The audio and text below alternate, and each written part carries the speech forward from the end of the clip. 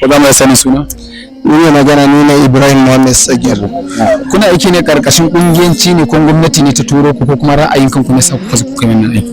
Zan iya cewa duka biyu ne, sakamakon a kai motoci sun fadi a wurin ya kai so uku wadda idona ya gani. Ganin hakan ya na koma ya na ɗauko ɗaya daga cikin abokanaye na wanda suke zaman garin Almajiri. Sai muka zo wannan wurin muka saya na duba wurin.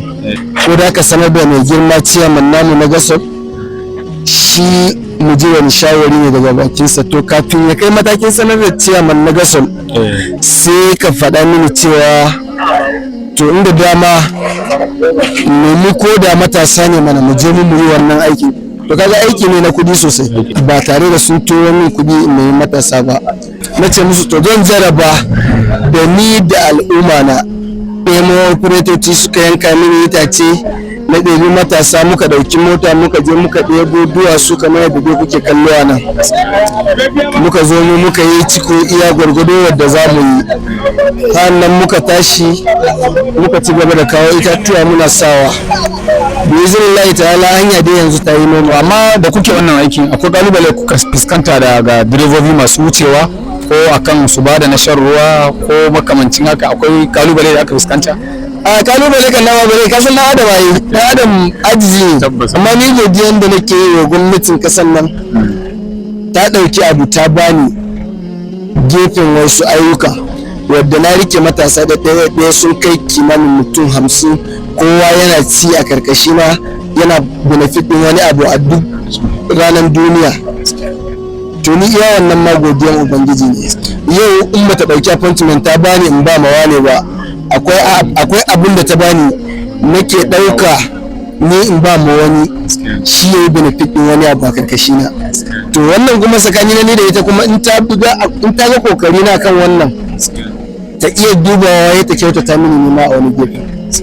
Idan kuma yin hakan din bai kawo wannan ba zan yi fushi da su ba. Wannan motar da kuke jidon kara duwa su da shi, shin motan ku ne ko hayata kuka yi? A wannan motar haya ne.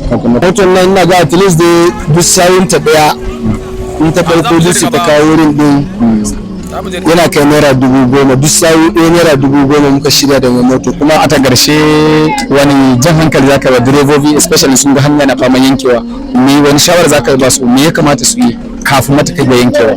Lokacin da ya zo hanya ya samu sabanin abin da ya sani, ya yi hakuri, ba faɗa ba ne na shi. Kuma ya hankali. Abu kuma ya hankali, ba abin da bai faru ba. To a ta ƙarshe wani kira kake da shi akan gwamnati Gasol local government? To abin da zai iya kiran hankalin gwamnati a kai shi, a yau ita gwamnati duk abin da take da bukata, duk abin da talaka yake da bukata a game da hanya, shi wannan hanya shine gatan talaka yanzu. Saboda a nan ne yake fita ya je ya ɗan supply ya dawo ya samu abin da zai ci da gida zuwa wasu biyan bukatunsu. To duk lokacin da hanya yake samun damuwa irin wannan, muna roƙon gwamnati da ta duba mana, ba don mu kanmu ba domin talakawanta. Wannan shine abin da zai kasance taimakon talaka a ƙasa. To muna godiya sosai da irin shawarwari da abubuwan da muka samu daga gare ka. Allah saka da alkhairi, Allah ƙara buɗi, Allah sa kuma ai lafiya a gama lafiya. Muna godiya sosai, Allah saka da alkhairi. Amin summa amin, mun gode. Wannan shine karshen tafiyin mu akan hanyar nan da ake ci gaba da gera din. Kar ku manta da yin following da liking da kuma subscribing a YouTube channel din mu suna Alaspa TV. Daga nan ku ambassador Umar Mahmud Muhammad, sai mu haɗa bidiyon mu na gaba.